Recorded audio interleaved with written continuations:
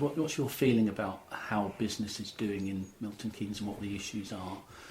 Well, from what I've sort of reported on, this year especially, being that Milton Keynes was named in the Centre of Cities report, they're doing really, really well. Absolutely. There's a lot of optimism, I think, with businesses, but also a few problems, like you said, with tax and support from the government for growth, especially within small businesses.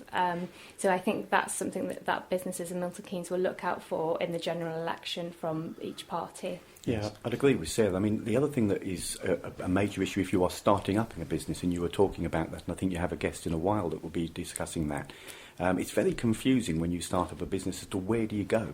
Yes. Who do you talk to for advice? And I don't know if people are aware, or your listeners are aware, there's over 800 different schemes available for businesses, both start-ups and businesses. That's ridiculous. 800 different schemes. How on earth do you get to know what those are? You know, and some of them are fantastic, and equally some of them are superb. But there is no cost for marketing. So people have these great schemes that the government want to do, but they have no money involved to be able to tell their potential clients, i.e. new startups, that it's available. Sure. So there's a disconnect, you know, it's just not joined up thinking in that sense, you know. And Milton Keynes is a fantastic city. We're the fastest growing city in the UK behind London.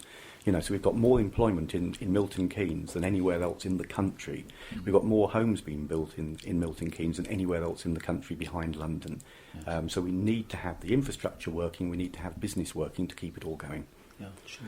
So the big event on April the 16th, jury's in? Yep, jury's in, 7 o'clock in the evening, lasts for a couple of hours. It's just like a giant question time. If people have ever seen question time on a Thursday evening, the only difference is you have somebody from every single party, and at the moment, assuming they all come on the evening, we have every single candidate that's standing in Milton Keynes North and Milton Keynes South. So can people just rock up and but they can do. We'd prefer if they let us know they're coming. So if they go onto our website, which is fsb.org.uk, and just follow the link to Thames Valley and to this event, we'd like them to book in if they can. It's a free event, but equally, if they just want to turn up on the evening, then that's absolutely fine. We won't be turning anybody away.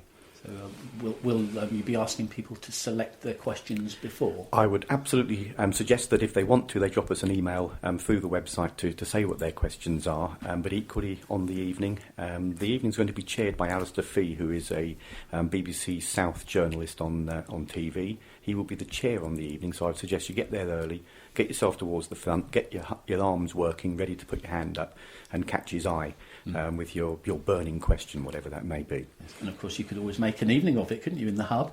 Why not? Those, when you've left there, we'll be finished about 9 o'clock, whip round the corner, choose one of the independent businesses perhaps, rather than the national chains to go and spend your money with. Where would you go independently in the hub then? I know there's Bogota, isn't there? That's the only one, funnily enough. I wouldn't want to pick one over any other, but it's the only one that I know as well. So you might well be right, to be fair, David. But hey, you know, go wherever you feel comfortable. But if you want to support local business, then find somewhere independent if you can. Absolutely. Well, there are, as I think in the MK News' feature on what was it, the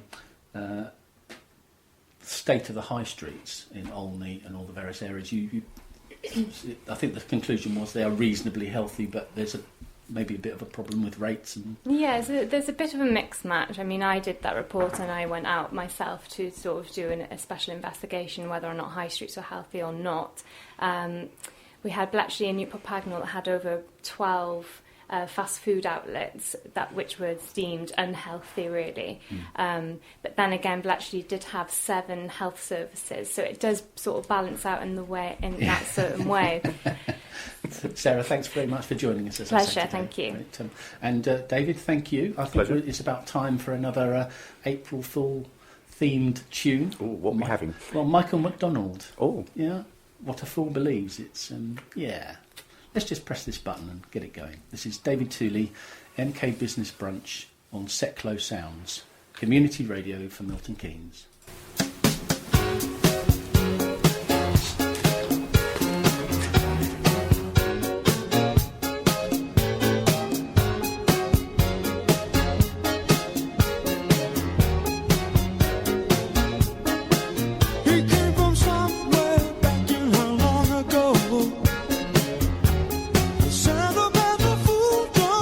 Trying hard to recreate what had yet to be created. musters a smile for his nostalgic tale. Never coming near what he wanted to say, only to realize it never really was. She had a place in his life. He never made her think twice. As she rises to her apology, anybody else would surely know who's watching her go. What a fool believes he sees. The wise man has the power to reason away what seems to be is always better than nothing, and nothing at all. Keep sending him somewhere back in long ago, where he can still believe there's a place in her life. Someday, somewhere, she will return. She had a place in his life. He never made her think twice. As she rises to her apology, anybody else would surely know he's watching her go. But a fool believes he sees. The wise man has the power to reason away what if love can come and love can go. To be I can know it's always better than nothing. Who got the power and nothing at all? Oh, now what a fool believes. I believe she's never gone away. He sees.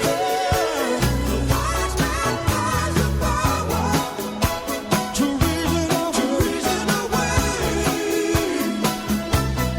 Oh, if love can come and love can go. To be always better than nothing, better than nothing, and nothing at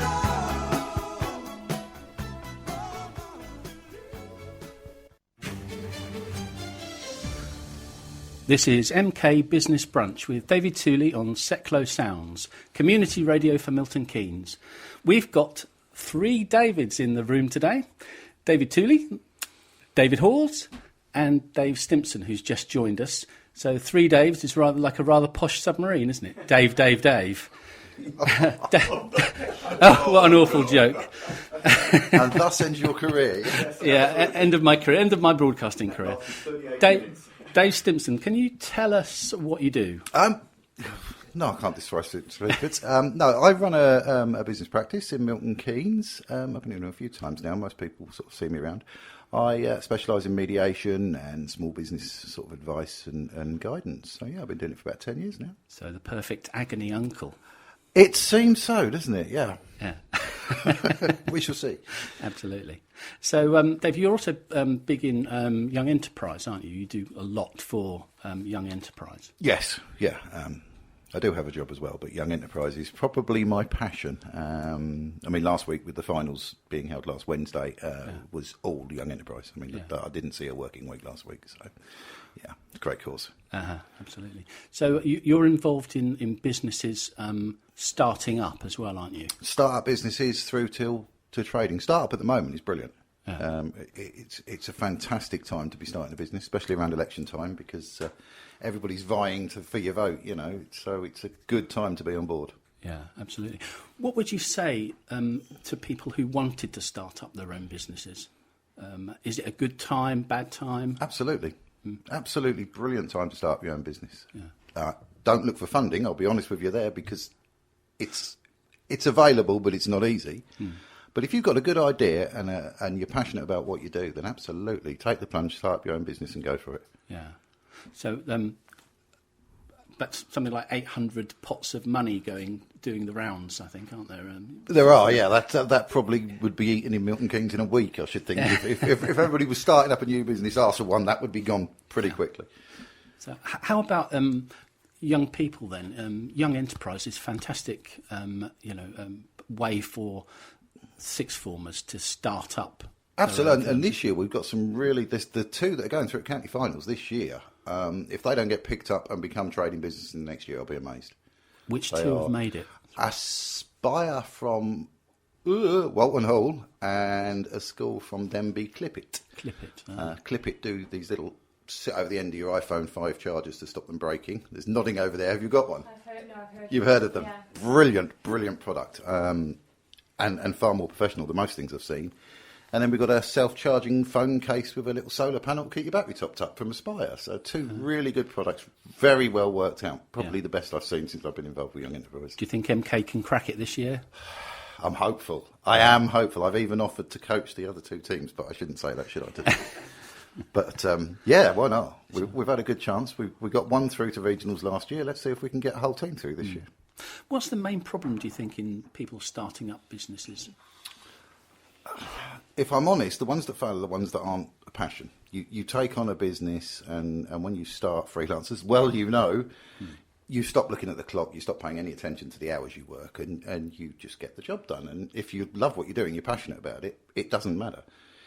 If what you want is an 8-hour day and 50 grand in the bank at the end of the year, you're probably best off looking for employment down that route. So it's poorly thought out plans that could do with just a little bit more advice rather than sort of a sales pitch that I think some of the areas are guilty of sort of pushing down the road.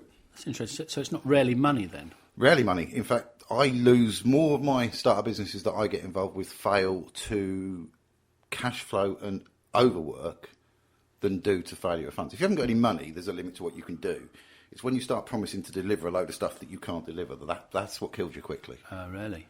So stay small and then build on that success rather than taking on that huge job. So if you've got a big contract, a huge amount of work to do, that could be counterproductive then.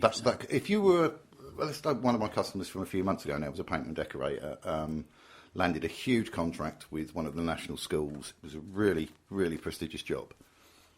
The best advice I could give them at that point was politely go to them and say, I'm really sorry, I can't do it. We'll try and find you somebody that can, and I'll work with you, and I want your business ongoing, but if I do this, by the end of 6 weeks, I've got no work, and it's killed me, and I won't have finished because I can't fund it. So to be honest, be upfront. He's still got that contract. He ended up doing 3 rooms every half term. Brilliant. So, it is there. Just be honest and work with your suppliers, work with your clients. Yeah. Dave, hopefully we'll get you on lots to be our regular agony uncle. We'll travel for coffee, Coffee, we'll have to bring in the biscuits next time, won't we? So if anybody's got any questions for Dave and would like him to answer on the show, if you could email businessbrunch@seclosounds.org, that's businessbrunch@seclosounds.org, that'd be great. Follow us on the hashtag MKBusinessBrunch. You can contact us through Twitter at SecloSounds, and on Facebook we're on Seclo Sounds Radio. Please give us your feedback, not your Facebook. And also, if you'd like to come on the show to talk about your business and what you do, then similarly get in touch. It's businessbrunch@seclosounds.org. I'll keep saying that. My name's David Tooley. This is MK Business Brunch. We're about 15 minutes away from the end. I think perhaps it's another tune time. So let's do Junior Mervyn, Police and Thieves.